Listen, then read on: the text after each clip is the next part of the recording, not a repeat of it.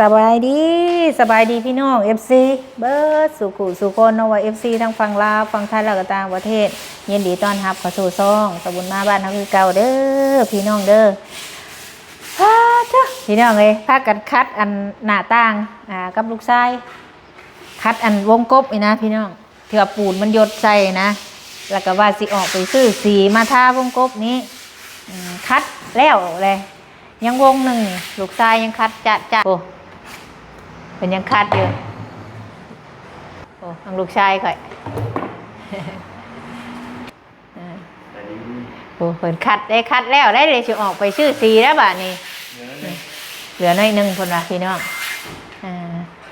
นี่พี่น้องเลยเนาะทางเฮากะ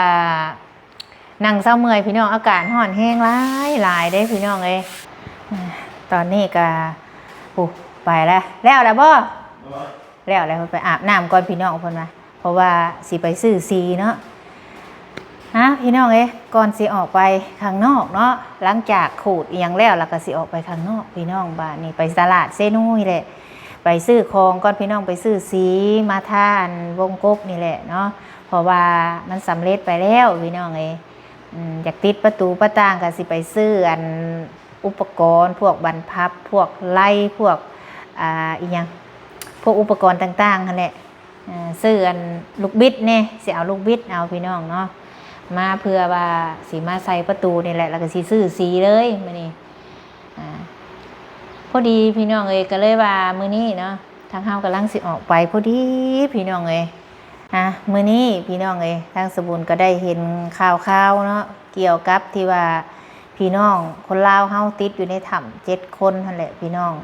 ก็ดีใจน้ำแสดงความดีใจน้ำพี่น้องที่ว่าเพิ่นได้พบเห็นแล้วเนาะ5 คนว่าซั่นแล้วเพิ่นก็ยังอีก2 คนเพิ่นว่าแนวนี้เนาะก็ดีใจพี่น้องที่ว่านับถือน้ำใจพี่น้องเฮาเนาะพี่น้องทางฝั่งไทยทีมงานกู้ภัยที่ว่าเพิ่นมาจากฝั่งไทยที่ว่าช่วยเหลือเนาะแล้วก็ขอบคุณทุกหน่วยงานที่ว่าช่วยเหลือพี่น้องชาวลาวเฮาโอ้ได้เห็นสภาพตอนที่ว่าเพิ่นเข้าไปพ่อกันใหม่ๆพี่น้องแบบว่าโคตรภูมิใจโคตรดีใจเลยทุกคนแบบว่าเฮาผู้เบิ่งนี่ก็น้ำตานะแบบซึมออกมาแบบว่าแบบดีใจนะ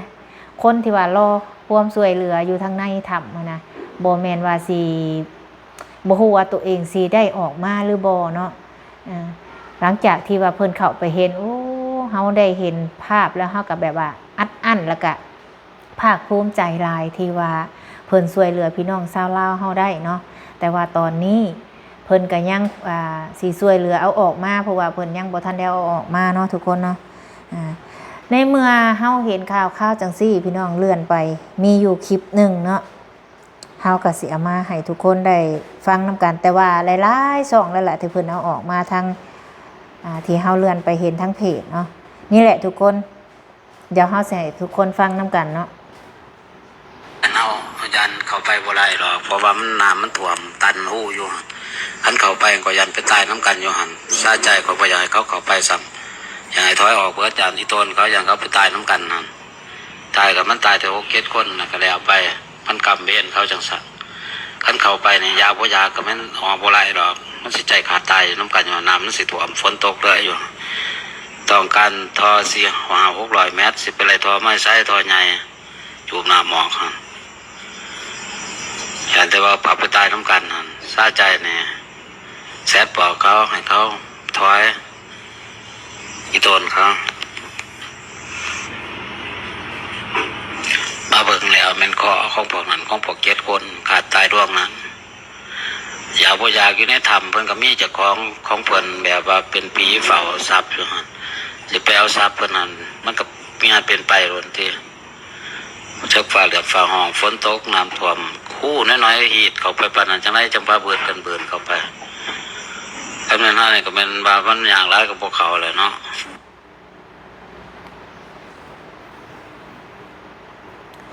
เงิดเนาะทุกคนเงิดคนคือกันแต่ความคิดบ่คือกันแตกต่างกันไอ้ลีโอ้ยค คิดได้จังใดพี่น้องได้ฟังคลิปนี่คลิปเสียงของเพิ่นมาช่วยเฮาควรสิให้กำลังใจเพิ่นมาช่วยผู้ที่ประสบภัยข่อยอยากถามว่าถ้าเป็นคนนั้นในครอบครัวของผู้เว้านี่นะไปติดอยู่ในหันนะสิเป็นจังใดนะ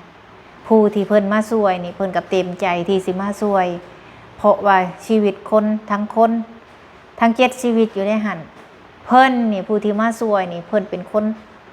ละประเทศเพิ่นเป็นคนประเทศไทยส่วนเฮานี่นะเป็นคนลาวคือกันเป็นหยังบ่ให้กำลังใจกันใดจังมาเว้าจังซี่หันนะคนรักเงิดเพิ่นเนาะเพิ่นได้จังมาเว้าแนวนี้คนที่เพิ่นเข้าไปในนั้น7คนน่ะถ้าว่าครอบครัวเพิ่นหังมีเป็นดีหรือว่ามีพอกินพออยู่หรือว่าเพิ่นร่ำรวยเพิ่นคือสิบ่อยากเอาชีวิตเข้าไปเสี่ยงดอกถ้าเพิ่นฮู้จังซี่เพิ่นก็สิบ่เข้าไปดอกตามอันนี้คือความคิดของข่อยเนาะในมุมของข่อยนี่เพิ่นคือสิบ่อยากเข้าไปทุกคนน่ะก็ย้อนปากย้อนท้องย้อนครอบย้อนครัวจึงเอาเข้าไปแนวนั้นเพราะหยังเพราะว่าไปหาเงินหาค้ำเพื่อมาเลี้ยงจุนเจือครอบครัวในเมื่อเจ้ามาเว้าจังซี่มันก็เกินไปเป็นหยังบ่ให้กำลังใจกันคนลาวคือกันนะแม้แต่เพิ่นคนไทยหรือว่าคนเพิ่นก็ยังมาช่วยเจ้าบ่ช่วยก็ควรว่าสิอยู่ให้กำลังใจคันเจ้าบ่อยากช่วยก็บ่สมควรสิเว้าจังซี่เนาะอันนี้ในมุมมองแบบความคิดของสาบุญได้แม้แต่เฮาเองนี่เห็นคลิปที่ว่าเพิ่นไปพ่อนี่เฮายังภูมิใจแทนแบบโคตรซาบซึ้งน้ำใจเพิ่นที่ว่าพี่น้องชาวไทยเฮาหรือว่าทีมงานกู้ภัยที่ว่าเพิ่นเข้าไปช่วยทั้งแบบ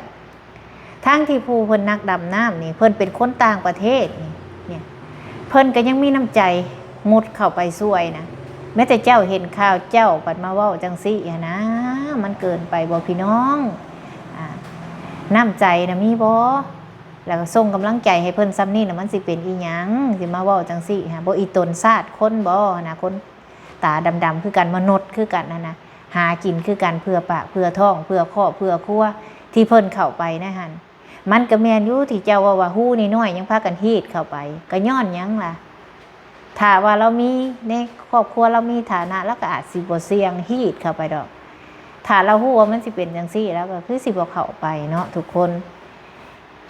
เพิ่นเพิ่นว่าเห็นเขาเจ้าไปช่วยเพิ่นว่าแม่นอยู่เราเว้านะว่าเราเป็นห่วงเราบ่อยากให้เอาชีวิตเข้าไปหรือว่ากู้ภัยนี่เข้าไปเสี่ยงชีวิตไปช่วย7คนนี่แบบว่าเป็นชะตากรรมของเขาเจ้านี่นะแล้วเราบ่อยากให้เขาช่วยบ่อยากให้เอาชีวิตเขาไปช่วยเราอะบัดผู้ที่เพิ่นช่วยเด้บัดนี้เพิ่นบ่ได้คิดไปในมุมตัวนั้นบัดนี้เพิ่นคิดว่ามนุษย์ร่วมโลกกันเพิ่นก็อยากเข้าไปช่วยเห็นบ่ล่ะบัดเพิ่นเข้าไปแล้วล่ะเพิ่นช่วยได้เห็นบ่ล่ะความสำเร็จของเพิ่นคือไสคืออันใดเพิ่นได้ช่วยชีวิตคนออกมาคนลาวเฮาทั่วประเทศนี่นะพากันชมเชยน้ำใจเพิ่นที่ว่าช่วยคนติดอยู่ในนั้นได้เพิ่นช่วยชีวิตคนลาวนะความที่เพิ่นพยายามนะมันก็สำเร็จเห็นบ่ทุกคนอันนี้แหละข่อยน่ะทราบซึ่งน้ำใจพี่น้องที่ว่าเพิ่นมาช่วยโมเมนต์ว่าสิไปเว้าจังซั่นเฮาควรสิให้กำลังใจกันทั้งผู้ติดถ้ำและก็ทั้งผู้ที่เข้าไปช่วยคนอยู่ในถ้ำเฮาส่งกำลังแรงใจไปในเมื่อเฮาไปบ่ได้เฮาก็ส่งกำลังใจให้เพิ่นเนาะอันนี้ไปเว้าจังซี่พี่น้องโอ้ยเนาะจักเป็นเพิ่นจักสิเพิ่นเป็นคนบ้านใดเมืองใดพี่น้องเอ้ยเนาะเพิ่นก็คือเว้าจังซี่ก็ควรสิให้กำลังใจกันตอนนี้เนาะเฮามีแต่ส่งกำลังแรงใจให้เพิ่นเพราะว่าถึงเพิ่นสิได้พ่อแต่ว่าเพิ่นก็ยังออกมาบ่ได้เพราะว่ามันบ่ได้ง่ายขนาดนั้นเพื่อเพิ่นสิปั้มน้ำออกดูดน้ำออกเพิ่นจังสิช่วยขึ้นมาได้ในเมื่อได้ไปเห็นเขาเจ้ายังมีชีวิตอยู่เฮาก็ดีใจแล้วเพราะว่าครอบครัวของเพิ่นก็รอคอยเนาะพอลูกผัวไปหาเงินหาค้ำเพื่อมาเลี้ยงลูกเลี้ยงเต้าคนเฮานะถ้าเราได้เกิดนั่งอยู่บนกองเงินกองทองแล้วก็สิบ่ไปแบบนั้นเนาะ เอาจังใดก็มีแต่ให้กำลังใจกันแหละพี่น้องเนาะเฮาก็บ่สมควรว่าสิเว้าจังซั่นเนาะพี่น้องทางฝั่งไทยเฮาเพิ่นก็เต็มใจมาช่วยกันสู้ๆเนาะมีแต่ผู้เก่งๆเลยทุกคนเฮาได้เบิ่งโอ้จะแม่นภาคภูมิใจหลายเนาะทั้งเฮาก็ขอบคุณหลายๆเด้อเนาะที่มาช่วยพี่น้องชาวลาวเฮาขอบคุณหลายๆเฮาได้เบิ่งเฮาก็ซาบซึ้งน้ำใจที่ว่าเพิ่นช่วยเอาขอให้ทุกคนปลอดภัยที่ว่าเข้าไปทำภารกิจในหม่องนั้นเนาะเฮาก็ติดตามพี่น้องสถานการณ์ว่าล่าสุดหรือว่าข่าวของเพิ่นสิช่วยออกมาจากนั่นตอนใดเนาะเฮาก็มีติดตามให้กำลังใจแหละพี่น้องเพราะว่าเฮาไปช่วยเพิ่นบ่ได้เฮาก็ให้กำลังใจเพิ่นบ่ควรที่สิเว้าจังซี่เพราะว่าคนทุกคนชีวิตของคนมันก็มีค่าเพื่อสิใหญ่มาได้เนาะเลี้ยงครอบเลี้ยงครัวพี่น้องเอ้ยหาเงินหาคำแต่ละคนการหาเงินคนเฮามันบ่คือกันพี่น้องมันบ่เพียบพร้อมเนาะเอาจังใดก็ให้กำลังใจพี่น้องกู้ภัยทุกหน่วยงานเนาะที่ว่าเข้าไปทำภารกิจที่ช่วยเหลือผู้เพิ่นที่ติดถ้ำเนาะขอบคุณในหลายเด้อเนาะทุกหน่วยงานแล้วก็ขอบคุณทุกคนแล้วก็ให้กำลังใจกันนั่นแหละพี่น้องมื้อนี้ทั้งสบุญก็บ่มีหยังหลายหรอกมานั่งเว้าซ้ำนี่แหละพี่น้องเพราะว่าได้เห็นแล้วก็มันบ่ม่วนในหูนี่นะแล้วก็เป็นหยังคือเว้าจังซี่นะก็เลยอยากมานั่งอัดคลิปเนาะสิทางพี่น้องเฮาสิ